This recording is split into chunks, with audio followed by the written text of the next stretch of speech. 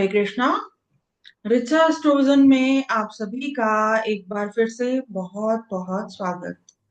आज का ये जो वीडियो है ये बहुत खास रहने वाला है, क्योंकि आज हम एक बहुत ही सेंसिटिव ट्रांजिट के बारे में बात करने वाले हैं। 29 मार्च 2025 से लेकर 18 मई 2025 के बीच में शनि और राहु ये दोनों ग्रह मीन राशि में एक साथ होंगे। और इसी दौरान 29 मार्च को सूर्य ग्रहण भी होने जा रहा है मीन राशि में ही। तो इस सब का क्या प्रभाव रहने वाला है और इस बहुत ही सेंसिटिव ट्रांजिट के दौरान हमें क्या करना चाहिए क्या नहीं करना चाहिए, इसके बारे में हम जानेंगे। और इसके साथ ही हम ये भी जानेंगे कि इस बहुत ही सेंसिटिव ट्रांजिट के दौरान किस तरह की एनर्जी वाले बच्चे जो हैं वो जन्म लेंगे। तो आइए शुरुआत करते हैं। तो देखिए, शनि ग्रह 29 मार्च 2025 को राशि परिवर्तन कर गुरु की मीन राशि में प्रवेश करने जा रहे हैं। और इसी तरह से राहु ग्रह 18 मई 2025 को एक्वेरियस में प्रवेश करेंगे। लेकिन इससे पहले 29 मार्च से लेकर 18 मई 2025 तक ये दोनों ग्रह एक साथ गुरु की मीन राशि में होंगे। और इसके दौरान ये ग्रह जो हैं दोनों, ये न केवल मीन राशि में एक साथ होंगे बल्कि एक दूसरे को क्रॉस भी करेंगे। तो इस बहुत ही सेंसिटिव ट्रांजिट को हमें बहुत गहराई से समझने की जरूरत है। तो सबसे पहले हमारे लिए ये जानना बहुत जरूरी है कि हमारे जीवन में शनि और राहु किन चीजों को रिप्रेजेंट करते हैं। तो देखिए, जहां तक शनि ग्रह का सवाल है, शनि ग्रह हमारे जीवन में रिप्रेजेंट करते हैं हमारे कर्म को, हमारे प्रोफेशन को, हमारी ड्यूटीज को, हमारी लाइफ में आने वाले अनएक्सपेक्टेड चैलेंजेस को, उतार चढ़ाव को, डिलेज को और डिसिप्लिन को भी। और इसी तरह से जहां तक राहु ग्रह का सवाल है, तो राहु हमारे जीवन में रिप्रेजेंट करते हैं इंट्यूटिवनेस को, रिसर्च को, भ्रम को, इल्यूजन को और हमारे जीवन की अनएंडिंग डिजायर्स को। तो राहु ग्रह जिन अनएंडिंग डिजायर्स को रिप्रेजेंट करते हैं, उन्हीं अनएंडिंग डिजायर्स को पूरा करने के लिए ही हम जन्म लेते हैं।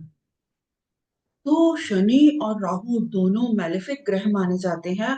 और जब ये दोनों ग्रह किसी एक भाव में बहुत ही क्लोजली कंजंक्ट होते हैं, तो पितृदोष का निर्माण करते हैं और एक बहुत ही नेगेटिव एनर्जी को क्रिएट करते हैं, जिसको कि चैनलाइज कर पाना अक्सर व्यक्ति के लिए काफी मुश्किल हो जाता है। और जैसा कि हम जानते भी हैं, शनि ग्रह जहां एक और रिप्रेजेंट करता है रूल्स एंड रेगुलेशंस को, नियम कानून को, तो वही दूसरी ओर राहु ग्रह जो है वो परंपराओं को तोड़ने में बिलीव करता है, नियम कानून को तोड़ने में बिलीव करता है। तो जिन भी व्यक्तियों ने पिछले जन्मों में यूनिवर्सल रूल्स को, यूनिवर्सल लॉज को ब्रेक करा है, तोड़ा है, उन्हीं व्यक्तियों को उनके बर्थ चार्ट में शनि और राहु की कंजंक्शन जो है वो देखने को मिलती है।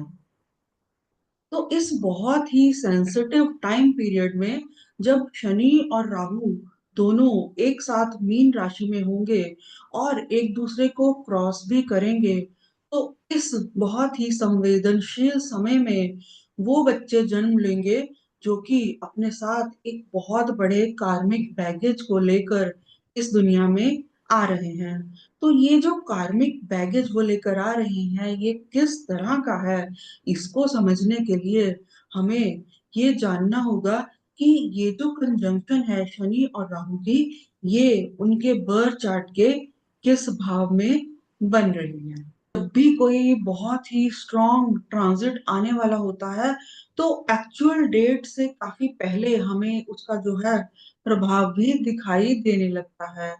तो अगर हम इस करंट ट्रांजिट की बात करें जो कि बहुत सेंसिटिव रहने वाला है, और इसी तरह से अगर हम देश और दुनिया की बात करें, तो 29 मार्च से लेकर 18 मई 2025 के दौरान हम बहुत सी जन आक्रोश की वजह से हिंसक घटनाओं को होते हुए देखेंगे। लोगों को हम नियम कानून को, रूल्स रेगुलेशंस को तोड़ते हुए देखेंगे।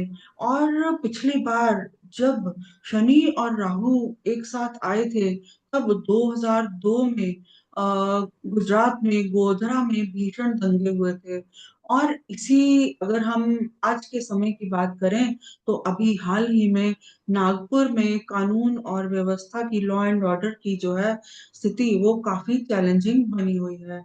और इस बहुत ही सेंसिटिव टाइम पीरियड के दौरान फार्मर प्रोटेस्ट की वजह से भी स्थिति जो है संवेदनशील हो सकती है। और अगर हम मिडल ईस्ट की बात करें, तो सीरिया और टर्की में जन आक्रोश की वजह से वायलेंट इंसिडेंट्स काफी बढ़ने की संभावना है, क्योंकि शनि ग्रह जो है वो जनता को, मासेस को भी रिप्रेजेंट करता है। तो जिन भी व्यक्तियों के बर्थ चार्ट में राहु ग्रह बहुत स्ट्रांग है, ऐसी ऐसे सभी लोगों को इस बहुत ही सेंसिटिव ट्रांजिट के दौरान तकरीबन 2 महीने तक के समय के लिए लाइफ के कुछ एक बहुत इंपॉर्टेंट फैसले, अगर वो कुछ लेना चाह रहे हैं, तो उनको उन फैसलों को पेंडिंग रखना चाहिए। क्योंकि देखिए, शनि ग्रह जहां हमें लाइफ की रियलिटी को दिखाता है, वहीं राहु ग्रह कंफ्यूजन और भ्रम को रिप्रेजेंट करता है।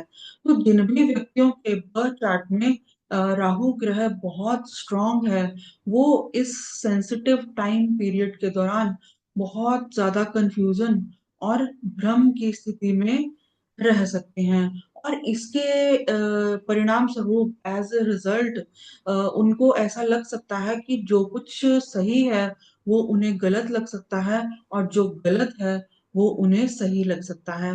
और इस सब के चलते वो लाइफ में गलत फैसले लेकर नुकसान भी उठा सकते हैं। तो क्योंकि शनि राहु का ये बहुत ही सेंसिटिव ट्रांजिट जो है, वो मीन राशि में होने जा रहा है, और मीन राशि में ही 29 मार्च को सूर्य ग्रहण भी लगने जा रहा है। और 6 ग्रह भी इसी राशि में, मीन राशि में एक साथ होंगे। तो जिन भी व्यक्तियों की मीन राशि है, यानी कि जिनका भी चंद्रमा मीन राशि में है, पाइसेस साइन में है, तो ऐसे लोगों को बहुत सावधान रहने की जरूरत है। क्योंकि इस सारी स्थिति के चलते ये लोग जो है मेंटल टेंशन और इमोशनल डिस्टरबेंस की वजह से मेंटली अपसेट फील कर सकते हैं, और इनको माइग्रेन जैसी समस्या का सामना भी करना पड़ सकता है। और इसके साथ ही बर्फीले इलाके जो हैं वहां पर, और समंदर में, नदियों में, या वो जगह जो समंदर या वाटर बॉडीज के किनारे, नदियों के किनारे जो जगह है, वहां पर भी उथल पुथल की संभावनाएं बनती हैं। तो वो सभी लोग जो स्पिरिचुअली इंक्लाइंड हैं और जिनके बर्थ चार्ट में शनि ग्रह जो है वो पॉजिटिवली स्ट्रांग है, तो उन सभी के लिए शनि राहु का ये बहुत ही सेंसिटिव ट्रांजिट जो है, वो बहुत ही स्ट्रांग लाइफ लेसन्स को देकर जाएगा। क्योंकि जहाँ एक और राहु ग्रह जो है वो भ्रम और कंफ्यूजन को रिप्रेजेंट करता है, वहीं शनि ग्रह जो है वो हमें लाइफ की प्रैक्टिकल रियलिटीज को दिखाता है।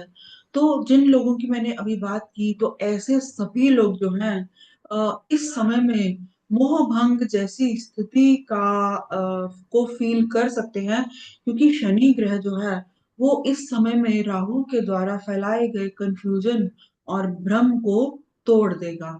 और ऐसे लोग जो है वो अपने आसपास के लोगों की रियलिटी को समझ पाएंगे, और वर्षों से वो जिस भ्रम में जी रहे थे, उस भ्रम से, रिश्तों के उस भ्रम से भी ये लोग बाहर निकल पाएंगे। तो एक तरह से ये जो बहुत सेंसिटिव ट्रांजिट है, ये बहुत से लोगों के लिए एक इमोशनल बैगेज से, एक अनवांटेड इमोशनल बैगेज से मुक्त होने का भी समय है, उससे फ्री होने का, उससे फ्रीडम पाने का भी समय है। तो जिन भी व्यक्तियों के बर्थ चार्ट में शनि राहु की युति, शनि राहु की जो कंजंक्शन है, ये ऑलरेडी है, तो उन सभी के लिए अभी मीन राशि में होने जा रहा शनि राहु का ये जो गोचर है ये बहुत खास रहने वाला है। क्यों? और ये लोग जो हैं अभी से इसकी एनर्जी को फील कर भी रहे होंगे। और ये समय जो है इनके लिए एक तरह से स्पिरिचुअल अवेकनिंग का समय भी कहा जा सकता है। क्योंकि जो लोग भी स्पिरिचुअली बहुत इंक्लाइंड हैं, ऐसे सभी लोगों के लिए ये जो समय है ये बहुत इंपॉर्टेंट रहने वाला है। क्योंकि शनि राहु की ये जो कंजंक्शन है ये फाइनली व्यक्ति को स्पिरिचुअल अवेकनिंग की ओर ही लेकर जाती है, चाहे इसमें कितने ही जन्म क्यों ना लगे। हालांकि इनिशियल इयर्स में व्यक्ति जो है उसको लाइफ में डिलेज का सामना करना पड़ सकता है, कंफ्यूजन का सामना करना पड़ सकता है, भ्रम की स्थिति रह सकती है, संघर्ष करना पड़ सकता है बहुत। लेकिन फाइनली व्यक्ति जो है अपनी लाइफ की प्रॉब्लम्स के सॉल्यूशंस को ढूंढते ढूंढते जो है वो स्पिरिचुअलिटी की ओर जाने लगता है। यानी कि स्पिरिचुअलिटी में ही वो अपनी लाइफ की, अपने जीवन की समस्याओं का समाधान ढूंढने लगता है।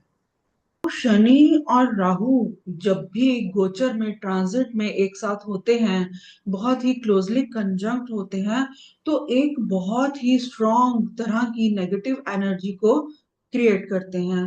तो जिन भी व्यक्तियों का चंद्रमा बहुत वीक है या अफ्लिक्टेड है, तो ऐसे सभी लोग जो हैं इस नेगेटिव एनर्जी को बहुत जल्दी अट्रैक्ट करते हैं।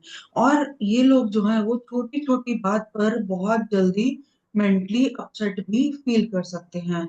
तो इन लोगों को जहां तक हो सके नेगेटिव एनर्जी वाले लोगों से, नेगेटिव बातें करने वाले लोगों से एक दूरी बनाए रखनी चाहिए। और जितना ज्यादा हो सके महादेव की आराधना जरूर करनी चाहिए। क्योंकि महादेव की, महाकाल की जो एनर्जी है वो इस यूनिवर्स की सबसे शक्तिशाली एनर्जी, सबसे पावरफुल एनर्जी मानी जाती है। और उसके सामने किसी भी तरह की कोई भी नेगेटिव एनर्जी जो है वो कभी भी टिक ही नहीं पाती। तो ये था मेरा छोटा सा विश्लेषण। अगर आपको मेरा ये वीडियो अच्छा लगा हो तो मेरे चैनल को सब्सक्राइब करें, मेरे वीडियो को लाइक करें। हरे कृष्णा।